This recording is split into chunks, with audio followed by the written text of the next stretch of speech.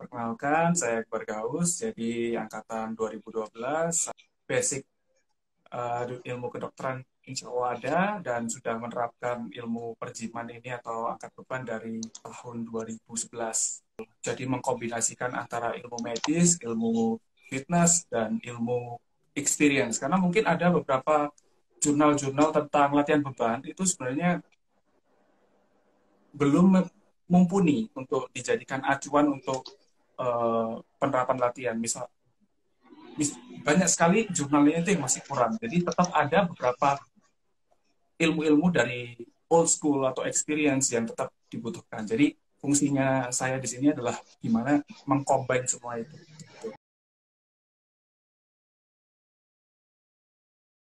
Ya, karena Mas Akbar ini banyak followernya, tentu banyak yang pengen niru nih. Wah, kawan kita ini tetap olahraga terus. Nah, apa tipsnya Mas Akbar buat kawan-kawan kita yang meniru jejaknya tetap nge-gym di saat pandemi? Pilih jam yang sepi. Jam sepi. Yang kalau misalnya dia tinggal sama orang dengan komorbid atau dengan orang tuanya, disarankan jangan nge-gym atau gimana? Disarankan jangan nge-gym atau ya lebih berhati-hati untuk kontak dengan orang komorbidnya. Mungkin berbicaranya jarak jauh atau tidak di rumahnya ya, atau latihannya di rumah aja nge-gymnya ya, kalau terpaksa begitu ya. Sebenarnya karena kalau bukan yang profesional, latihan di rumah body weight atau dumbbell aja cukup banget sebenarnya. Ini yang patut dicatat ini. Ini profesional kawan-kawan ya. Inilah pelatih. Profesional ini. Kalau profesional memang dituntut harus berlatih dengan porsi yang intensitas tinggi. Tapi untuk kawan-kawan yang nge-gymnya tidak terlalu tinggi intensitasnya, tetap disarankan di rumah ya, demi teman orang-orang terkasih yang ada di rumah yang mungkin ada faktor komorbid.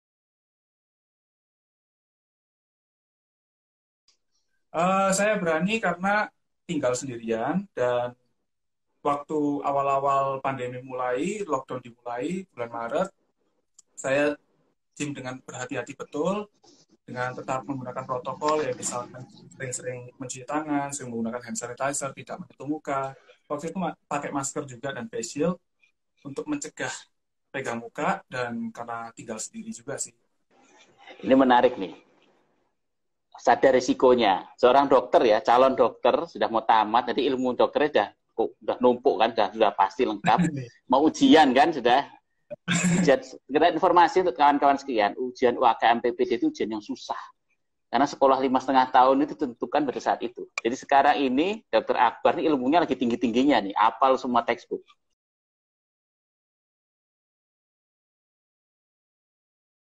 Dokter, menyadari resiko kan tadi, Mas sadar resikonya. Ya. Tapi tetap nge-gym. Nge-gymnya di gym biasa, tempat gym biasa gitu ya. Bukan private ya.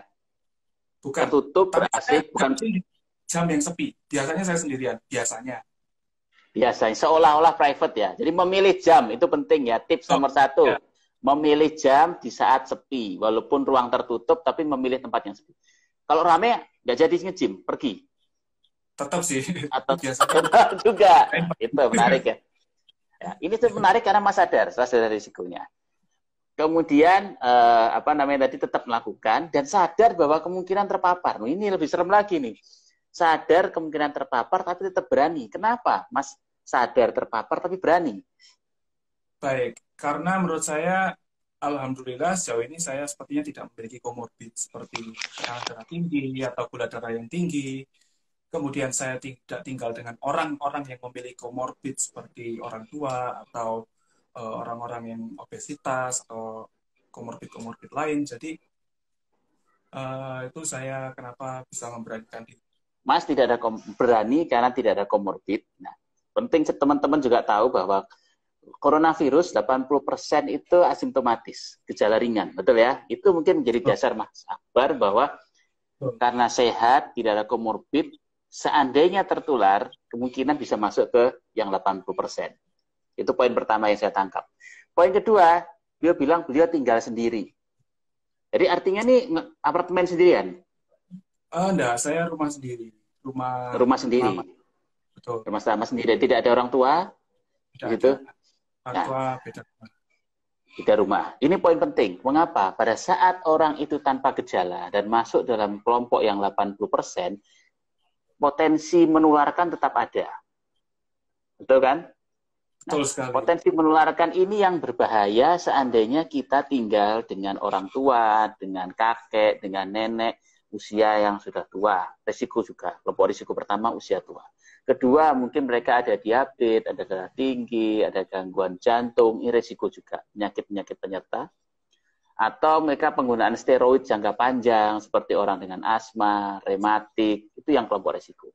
Betul. Ya, kalau Mas Tiga sendiri berarti seolah-olah seandainya pun kena teori Mas tadi, Mas itu melakukan isolasi mandiri dan itu tidak membahayakan orang lain. Sadari resikonya, jangan lupa risiko buat kita dan juga untuk orang-orang yang kita sayangi di rumah. Itu penting sekali. Kita mungkin sehat, kita mungkin tidak merasakan terkena COVID, tapi jika kita ternyata berpotensi menularkan, itu bisa berbahaya buat orang lain yang beresiko.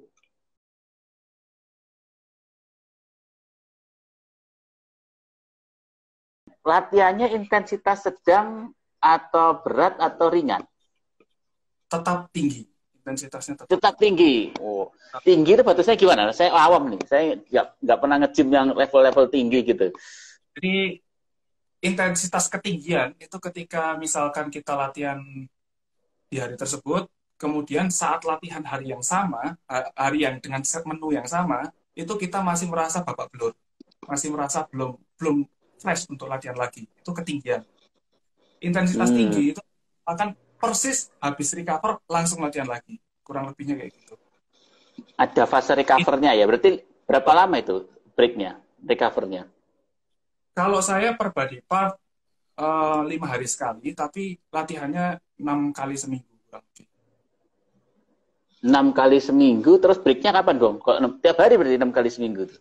Iya, tapi digilir, body part berbeda-beda. Misalkan hari Senin saya latihan pektoral dengan tricep, kemudian hari Selasanya saya targetnya ada ya, hari ini ngerjain ini. Itu bedanya profesional sama amatir. Kalau amatir itu kan nyobain mesin satu-satu, nggak jelas mau yang dilatih kan gitu kan. Kalau ini kan jelas ini hari ini. Berapa lama itu jamnya dikatakan intensitas tinggi itu? Berapa set yang dikerjakan? Intensitas itu saya melihatnya sebagai ada 2. Intensitas bagi kardiovaskular, maksudnya ngos-ngosan, atau intensitas beban yang digunakan. Itu 2 hal yang berbeda. Saya lebih condong ke intensitas yang beban. Intensitas kardiovaskular saya bisa dibilang sedang atau ringan lah. Sedang mungkin. Aerobiknya ringan ya berarti ya, yang kardiovaskularnya ya. Kalau misalkan terlalu intens, biasanya malam nggak bisa tidur, tidak nyenyak, kemudian nafsu makan turun. Mungkin itu tanda kortisol sudah terlalu tinggi, di situ harus ada yang dibenahi. Jadi prinsipnya sama, prinsip monitoring. Kalau misalkan ada yang nggak beres, kita kurangi dosis. Dosisnya itu latihan. Itu penting kawan-kawan semua, karena intensitas sedang, ringan, itu membantu imunitas. Tapi kalau tadi dibilang ketinggian, itu justru menurunkan imunitas, betul ya? Karena kortisolnya terlalu tinggi. Ya, jadi justru itu merugikan daya tahan kita melawan virus. Itu yang kita sama-sama harus hati-hati. Mungkin ini yang menarik ya. Mungkin orang, saya obesitas, saya ingin mengurangi faktor resiko dari COVID, saya mau olahraga, saya kardio, saya diet. Secara logika kan, ini bisa menaikkan imunitas ya. Tapi kalau misalkan ternyata dietnya itu terlalu rendah kalorinya, juga akan menurunkan imunitas. Belum lagi kalau misalkan kalorinya terlalu rendah, pilihan makanannya biasanya tidak beragam, mungkin hanya sayur, brokoli, kemudian dada ayam atau apa, bisa jadi malah ke defisiensi beberapa vitamin atau mineral tertentu yang imunitas secara umum juga. Jadi nutrisi kuncinya itu ya. Mau latihan maupun nutrisi bertahap gradual, tambahkan intensitas atau tambahkan kalori defisitnya secara perlahan, jangan saatnya. Saya belajar banyak. Cukupi kebutuhan vitamin dan mineral, usahakan bukan dari suplemen tapi dari makanan asli, karena penyerapan vitamin dan mineral jika dari makanan asli itu akan lebih baik karena biasanya dibarengi sama kofaktor enzimnya kan, kalau nggak salah. Suplemen nggak bagus ya, suplemen. Jadi saya penting ya, karena kadang orang kan supaya kan suplemen terus susu khusus untuk menambah massa otot itu gimana? Kalau susu sebenarnya isinya protein aja, jadi sama aja Ya, seperti dada ayam. Bedanya nggak usah dimasak, sudah bedanya itu aja. Tapi kalau misalkan suplemen multivitamin, ya mungkin kalau kita memang dari dietnya nggak beragam, terus pakai multivitamin mungkin sedikit ketolong, tapi akan tetap lebih baik kalau dari makanan asli yang kita makan itu sudah lengkap vitamin dan mineralnya secara beragam. oke, oke, oke, oke. Mas pakai minuman susu khusus yang katanya bisa nambah cepat massa otot itu? Kalau Ada menambah nggak? secara cepat, ya, saya menggunakan suplemen iya, tapi itu sebenarnya hanya pengganti protein saja. Karena menghitung makronutrien, protein kebutuhan yang saya pakai 2 kali berat badan. Misalkan berat badan saya 100 kilo, berarti kebutuhan perharinya sekitar 150 sampai 200, patokan saya di situ. Nah, kalau pakai Hmm. dada ayam terus setiap hari 8 tahun, 9 tahun, apa nggak bosan? Nah, di Hmm. situ pentingnya Hmm. suplemen. Bukan pentingnya sih, peranannya suplemen itu mempraktiskan saja. Mas, ini ada yang tanya nih, Mas. Olahraga ringan untuk perempuan baiknya seperti apa, dokter? Oh, gimana itu? Perempuan nih. Fansnya Olahraga ringan, Mas Akbar nih. oke. Prinsip saya sih kalau latihan mau mau perempuan maupun cowok kita harus mengkombinasikan dua, yaitu latihan beban dan latihan kardiovaskular. Dua ini akan saling Oke, melengkapi. Kalau betul. latihan beban itu ibarat kita gedein motor 100 cc jadi 125 cc. Jadi Beban ketika ya, oke. dinyalain aja, cuma dinyalain nggak digas apa-apa, bensinnya akan lebih banyak kebakar yang 125 cc. Jadi kalau kita latihan beban, Betul. metabolisme kita naik, insulin sensitivity naik, imunitas juga makin baik. Oke, oke. Kardiovaskular kita membakar kalori lebih banyak, tapi saat itu aja. Ibarat naik motor, kita keliling 10 kilo, terus bensin yang kepake itu adalah hasil pembakaran dari latihan kardiovaskular seperti lari, Hmm. berenang, kita combine dua-duanya. Hmm. Kalau latihan beban, membakarnya jangka waktu lama, jangka panjang, bukan jangka pendek. Kalau mau cepat kurus, cepat-cepatan kurus, lari jauh. Tapi kalau mau long Oke. term, harus ada latihan beban. Kalau misalkan kardio aja, kita hanya membakar kalori saat itu, tapi lama-lama badan adaptasi, oh, energi yang ku dapat sedikit, sementara bakarnya banyak. Saya harus hemat energi. Akhirnya kardionya harus ditambah, makannya semakin dikit. Sampai suatu saat dia akan stuck. Kayak makan sudah terlalu dikit, kalau nggak lari dia naik berat badan lagi. Itu problemnya kalau kardio. Ini saya mau lari tapi nggak boleh nih sama orang tua saya. Katanya lari nggak nyelesain masalah, jadi saya bingung juga.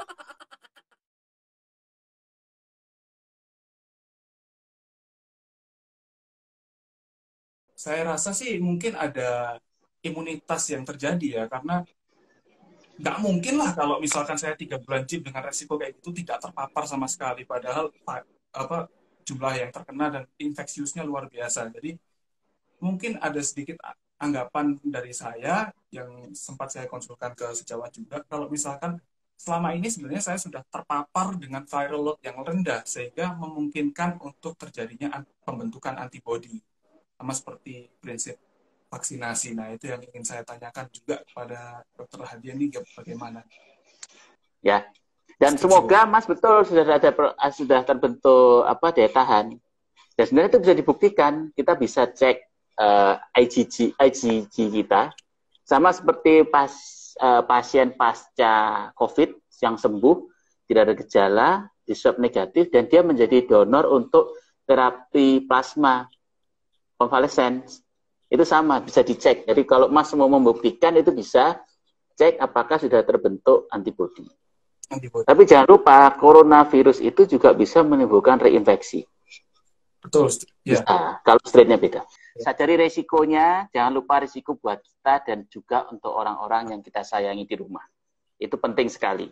Kita mungkin sehat, kita mungkin tidak merasakan terkena COVID, tapi jika kita ternyata berpotensi menularkan, itu bisa berbahaya buat orang lain yang beresiko. Yang jadi problem pertanyaannya, adakah orang tua yang usia tua yang nge-gym di tempat yang sama? Usia 40-an ada. Ya, Mungkin mereka yang harus hati-hati itu. Mereka yang harus hati-hati bahwa pada saat masuk ke suatu tempat seperti itu,